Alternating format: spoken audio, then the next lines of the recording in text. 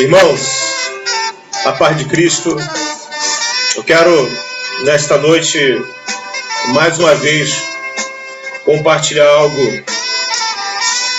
de Deus para os nossos corações, que se encontra em Salmo de número 46.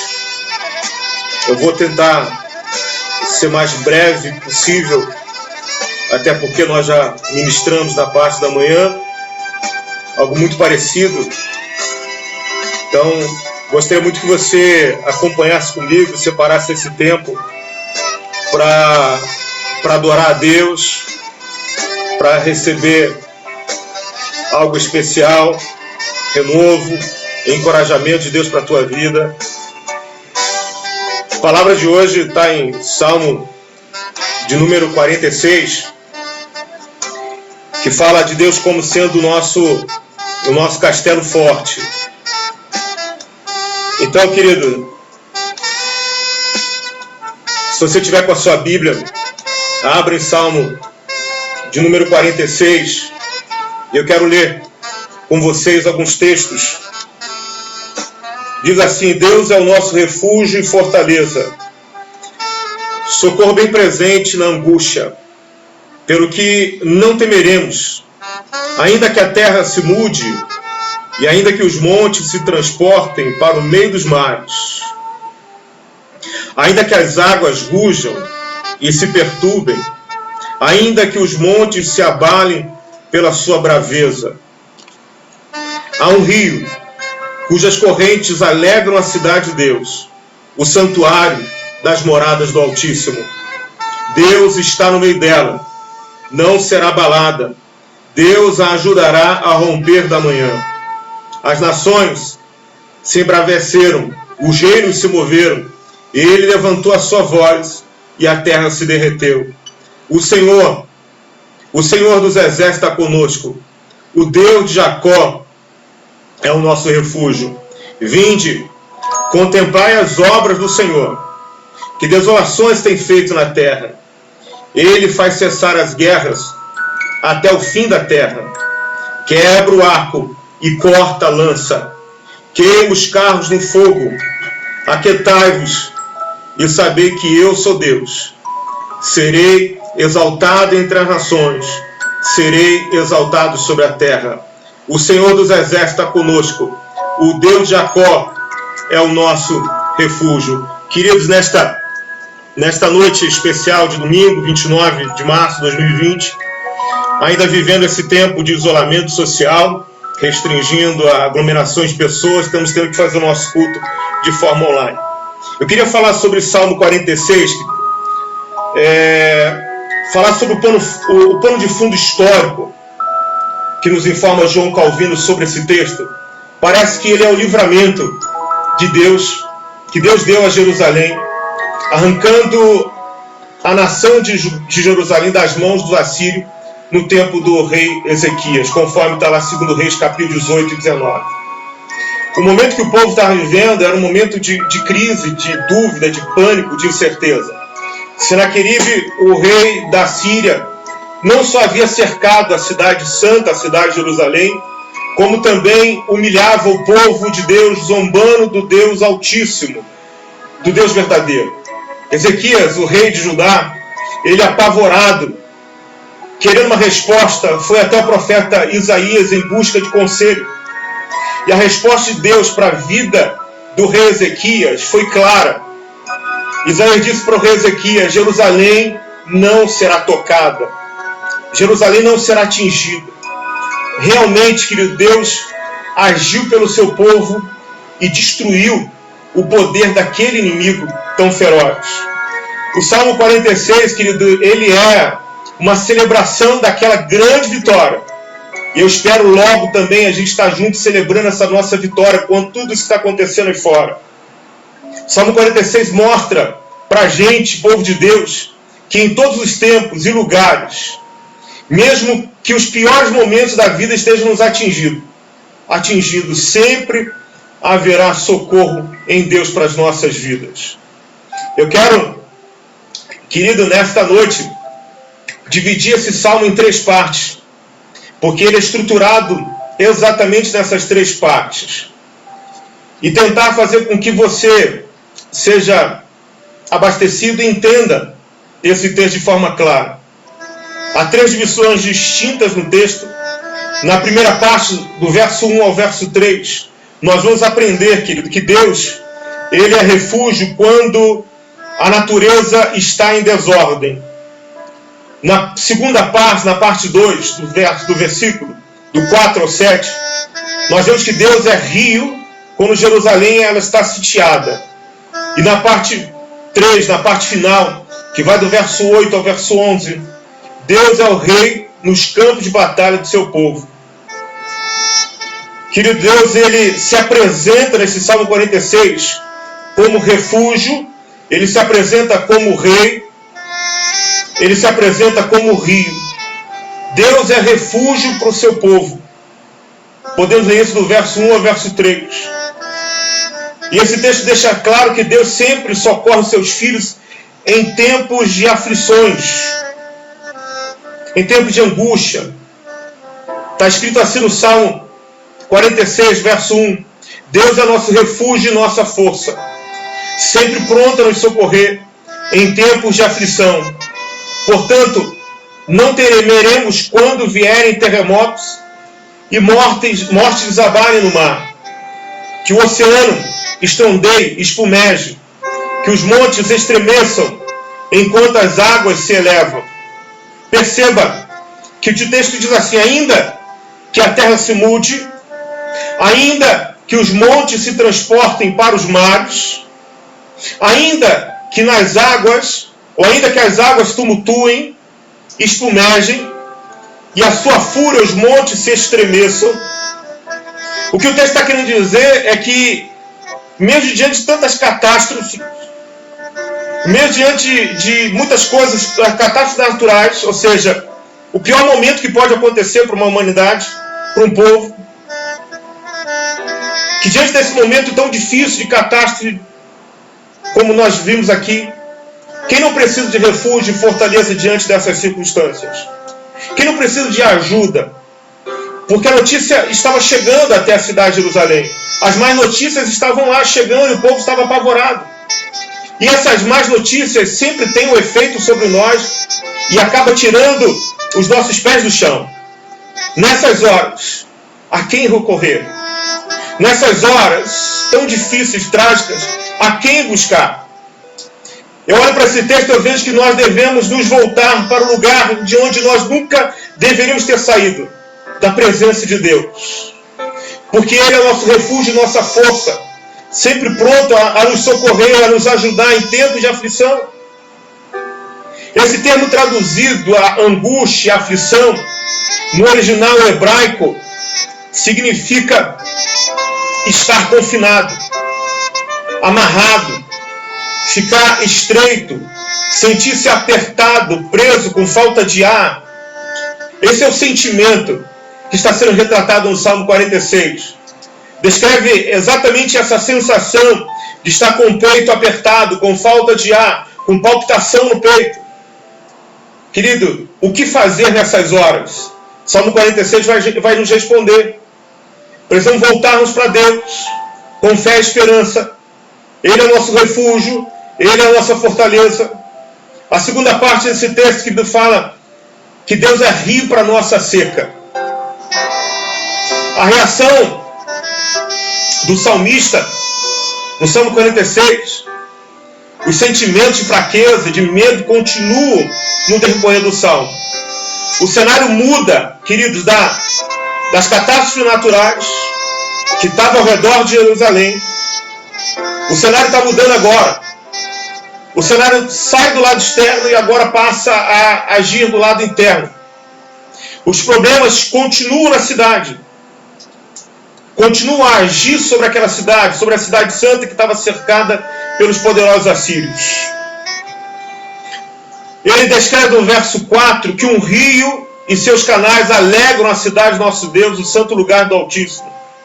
No verso 5 diz que Deus, ele habita nessa cidade e ela não será destruída. Desde o amanhecer, Deus a protegerá. Perceba a cena. A cidade de Jerusalém estava confinada por causa do exército assírio que tinha cercado a cidade. O exército estava acampado ao redor da cidade. A água era o bem mais precioso para aquele povo. Mais precioso na Palestina. Especialmente quando se fala de Jerusalém, querido. Uma cidade antiga que foi construída longe das margens do rio. Ela necessitava da água. Essa presença, esse simbolismo é muito importante, porque o que Ezequias estava, e sempre no seu contexto, ele se preocupou em construir cisternas para levar água externa para o lado de dentro da cidade. Isso é muito importante porque nos fala muito. A água saía do lado externo até o tanque de Siloé dentro da cidade para abastecer o povo, para suprir as necessidades do povo. E o salmista, porém, parece que ele sabia que Deus era o rio que alimentava a cidade. Ele sabia que Deus era o rio que realmente nutria e saciava a sede do povo. Os inimigos, eles bradavam lá de fora, porque a cidade de Jerusalém estava cercada. O povo estava dentro da cidade com medo, apavorado. Mas Ezequias retrata a questão do rio, que o rio entrava na cidade como um rio tranquilo, um rio sempre correndo a jorrar, a refrescar, a saciar e alegrar os sedentos. O que Ezequias estava ali retratando, o profeta Isaías vai nos dizer e simbolizar para a gente que esse rio é a própria presença de Deus. O rio de Deus correndo para dentro da cidade, saciando a sede do povo. As nações estavam confusas, porque seriam destruídas. O povo de Deus, naquele momento, tinha Deus. E eles desfrutavam daquele rio dentro da cidade. O povo de Deus sempre, querido, o que eu quero que você entenda nessa noite, que o povo de Deus sempre dependeu dos recursos de Deus. Sempre iremos depender dos recursos espirituais que Ele envia sobre nós. E aprendemos que sempre que Israel virava as costas para Deus, sempre que ele se afastava do Senhor, vinha o julgamento. E ele vinha e sofria sérios prejuízos quando ele virava as costas para o Senhor. Mas quando nós olhamos para esse texto e olhamos para os outros textos e percebemos que todas as vezes que o povo se voltou para Deus, o povo foi socorrido, foi saciado. Eu quero nesta noite, querido, compartilhar isso com você. Se nós nos voltarmos para Deus, Deus irá nos saciar. Porque Deus tem algo muito bom, muito maravilhoso a fazer. O cristão, querido, tem algo muito melhor. Tem algo que o mundo não tem, mais que água. O cristão tem Cristo Jesus. Aleluia.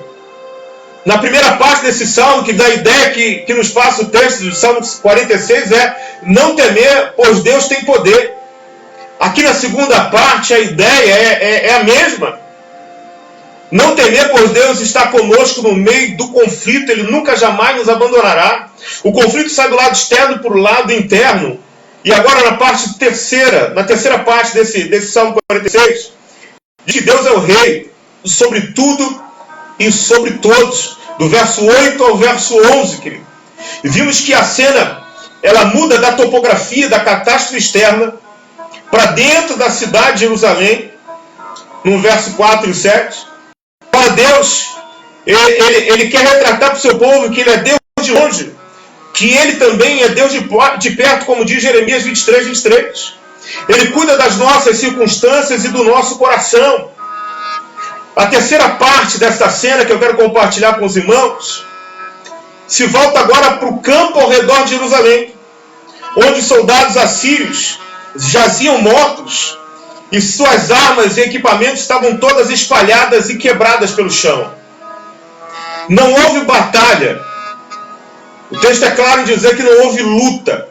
Não houve batalha homem a homem. Mas o anjo do Senhor deixou essa evidência das armas quebradas para que o povo visse, para que fosse encorajado pela fé a acreditar que foi a presença e o poder de Deus que quebrou o mal, que pelejou por eles.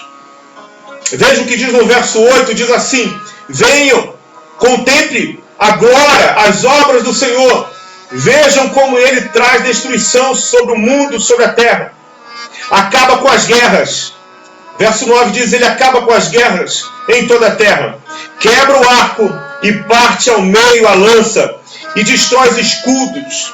Na parte final diz, aquietem-se, acalme-se. Isso significa literalmente, tire as mãos, relaxem.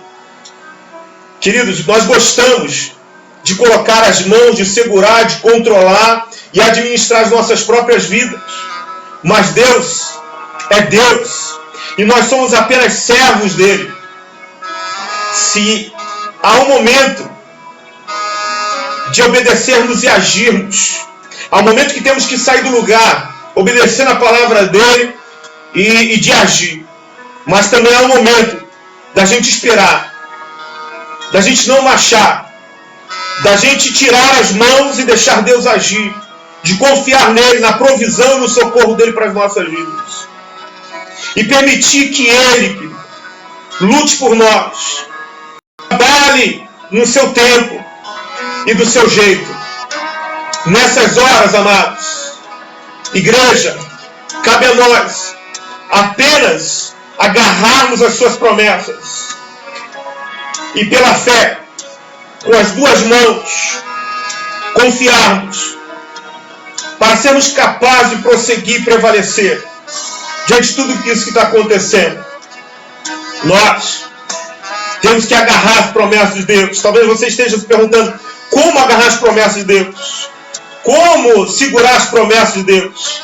No verso 8, existem alguns imperativos e nos ensina uma grande lição.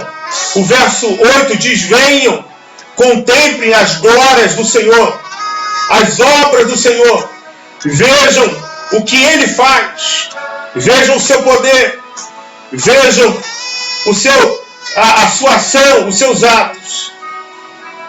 A verdade é, querido, que nós ficamos inquietos quando os problemas nos atingem. Nosso coração, ele se abala quando contemplamos as más notícias. Mas devemos confiar no Senhor, mesmo que a nossa alma esteja perturbada, confusa, preocupada. Nós precisamos confiar em Deus. Deus tem um novo a fazer em nossas vidas, apesar das dificuldades. Nós aprendemos nesta noite, querido, que a segurança do crente vem do alto, vem do Senhor. Ele é a nossa força. Ponha nele a sua atenção agora. Ponha nele a sua confiança. Vire os teus olhos para o Senhor. A Bíblia diz que Pedro olhou para Jesus, mas depois olhou para as águas. Quando ele olhou para as águas, ele começou a afundar. Olhe para a direção certa. Olhe para Jesus, autor e consumador da nossa fé. Pare de contender. Aquiete-se. Confie em Deus, porque Ele está presente e Ele peleja por nós. Confie nele, porque Ele é o nosso castelo forte, o nosso refúgio, a nossa fortaleza, neste momento que nós estamos vivendo. Creia no Senhor, creia hoje, creia sempre, porque o Senhor fará maravilhas no meio de vós. Querido, que essa palavra, ela entre no teu coração. Eu quero orar com você, eu quero orar por você, eu quero orar com você nesta noite. Você que é membro da Igreja de Nova Vida, você que é amigo da Igreja de Nova Vida, eu te convido a orar. Se tem uma coisa que pode mudar o cenário, tudo que está diante de nós é oração. Então, te convido a orar, a levantar sua voz em oração neste momento e clamar a Deus. Feche teus olhos, Senhor. Vamos buscar. Nós estamos encerrando 21 dias de jejum e oração. Todo esse processo de 21 dias não foi em vão. Quando nós começamos a orar, a jejuar, o cenário ainda não era esse.